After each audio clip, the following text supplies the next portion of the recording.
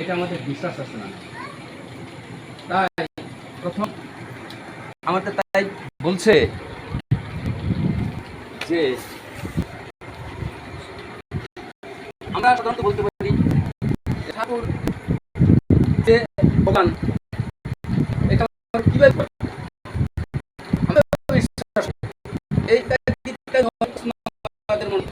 আবার যদি ভাবি ঠাকুর যারা বোঝে সেই নিয়ম মতো যদি চলি তাহলে আমরা সবাই।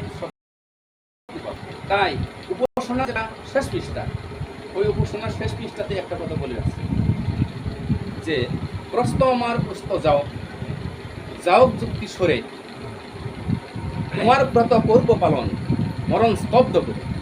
এটা একটা অঙ্গীকার। এই অঙ্গীকারটা তোমার থাকতে লাগবে, যে যাই বলুক না কেন। ঠাকুর সম্বন্ধে আমাদের কোনো প্রশ্ন, আমাদের প্রশ্নটা অস্ত, আমরা প্রশ্ন করব না। আমরা কি করব? ঠাকুরের জন্য আমরা মরণ স্তব্ধ করে আমরা ব্রত পালন করব, এটা যে আমাদের। তাই ধর্মকে জানা নেই, সমস্যা বিষয়কে জানা। যদি আমরা ধর্ম না জানি তাহলে সমস্ত বিষয় কিন্তু আমরা জানতে পারবো।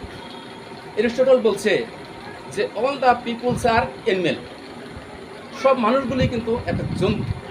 কিন্তু আবার বলছে যখন নাকি জ্ঞানের সৃষ্টি হয়, সব মানুষ যেরকম অ্যানিমেল অন্য অন্য অ্যানিমেলের কোনো জ্ঞান তাদের হয় না।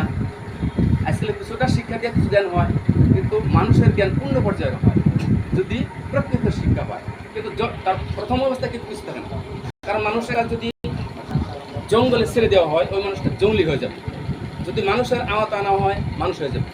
একটা হুবহু প্রমাণ আমি নিজে পেয়েছি এই মহিলার ক্ষেত্রে।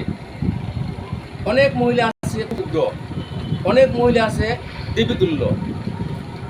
একটা মহিলাকে আমি পেয়েছি যেটা নাকি এমন একটা সময় একটা মহিলার সঙ্গ করতো, তারা কিছু কিছু পুরুষের সমালোচনা, এখন থেকে ওই মহিলাটা ওই ধরনের হয়ে গেল। কিন্তু যখন ঠাকুরের আওতা এসে গেল, ঠাকুরের এই অধিবেশন ইত্যাদি যখন করা আরম্ভ করলো, এই মহিলাটা কিন্তু গেল কমপ্লিটভাবে ঠাকুরের ওইটা এখন ক্যান্সেল হয়ে গেল। তখন স্বামীর সমালোচনা করে না, বাড়ির শ্বশুর শাশুড়ির সমালোচনা করে না, সম্পূর্ণ ঠাকুরের নিষ্ঠা নিয়মে পালন করার জন্য স্বামীকে শ্রদ্ধা করে প্রণাম করে, শাশুড়িকে প্রণাম করে, সব কিন্তু এই ধরনের শিক্ষা। প্রত্যেকে আমাদের যারা শিক্ষা, এই শিক্ষাটা ঠাকুর এমনভাবেই দিয়ে গেছেন, বাস্তবে দেখিয়ে দিয়ে গেছেন। যেরকম আপনারা চিন্তা করেন যে আমাদের যারা করোনা আসছিল, এই করোনার সময় কি হাত ধুয়ে খেতে লাগে, কেউ একটু খেতে লাগে না, কেউকে ছোঁয়াছুঁই করতে লাগে না, প্রণাম হাত ধরে করতে লাগে না, এরকম ধরনের কিছু।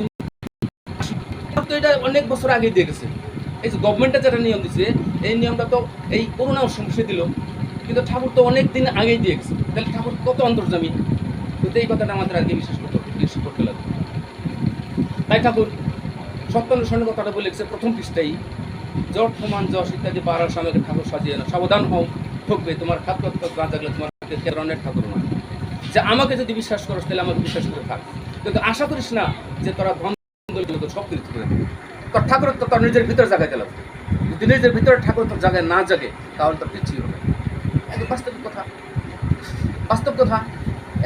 একটা ছাত্র যদি ভালো করে না পড়ে, কথা না শুনে, মাস্টারের কথা যদি না শুনে, ছাত্রটা কীভাবে মানুষ হইতেই পারে না। তার প্রমাণ আমি একটা দিয়েছি। আমি স্কুল চাকরি করতাম, আমার ছাত্র একটা বই নিয়ে আসছে, আমি সেটিং করতেছি, দেখি ওর বইটা এন্দু রেখেছি। আমি তখন বললাম, ভাই তোমার বইটা কি এন্দু রেখেছে, তুমি বইটা কোথায় রাখছিলা? বলে মাসিতে রাখছিলা। বলতেন তুমি পড়ো না, তুমি তো তার বইয়ের লোকে তোমার সম্পর্ক নাই, তো তুমি পারো না, তুমি পড়ো না, তোমার তো জীবনে মানুষ হওয়া খুব কাম হবে। সত্যি সে ছেলেটা সমাজ হইলেই না জীবনে। এই যে একটা শ্রদ্ধা, শ্রদ্ধা যত হইব তত ওই বস্তুটা দেখা যাবে। ভগবন্ত সাধনা করাও তাই। আমাদের যেটা জীবন চরিত্র, আমরা যদি তাই একটা কথা বলছে সর্বানন্দ যে অখণ্ডময় নামে দেহ হয়, জীবন সার্থক হবে মরণ অবশ্য যায়, ধ্বংস নাই মৃত্যু নাই তারপরে অবিরাম নামের যে সেবা করে। এই যে অবিরাম নামের সেবা, আমরা তো সবসময় মনে একটু জাগ্রত করতে হবে। যখন নাকি আমরা ঘুরে উঠে, যখন নাকি আমরা ঠাকুরকে নাকি আমরা যখন ধ্যানে বসি, ধ্যানে বসার সময় যেটা ঠাকুরের নাম হয়, ওই নামটা করতে করতে এমন একটা পর্যায়ে হবে তখন অটোমেটিক্যালি আমার দেহের মধ্যে নাম জড়িত। আর যখন জড়িত হবো তখন দেহটা আমাদের পবিত্র হয়ে গেল, পবিত্র হবে তো আমার শুদ্ধ হয়ে গেল। শুদ্ধ হলে মানে একটাই না, খুব বেশি কিচ্ছু থাকবে না। আর যখন যেটা বলা হবে ওইটা কাজ হবে।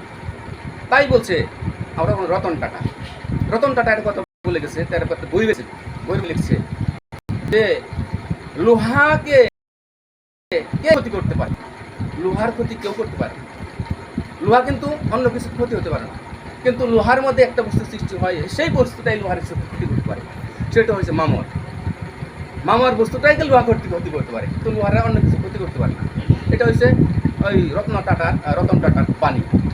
তাহলে আমাদের তো তাই, আমাদের দেখান যখন নাকি আমরা যদি ঠাকুরের কথা মতে আমরা চলি, তাহলে আমরা সব সাম্য হব, সুস্থ সাম্য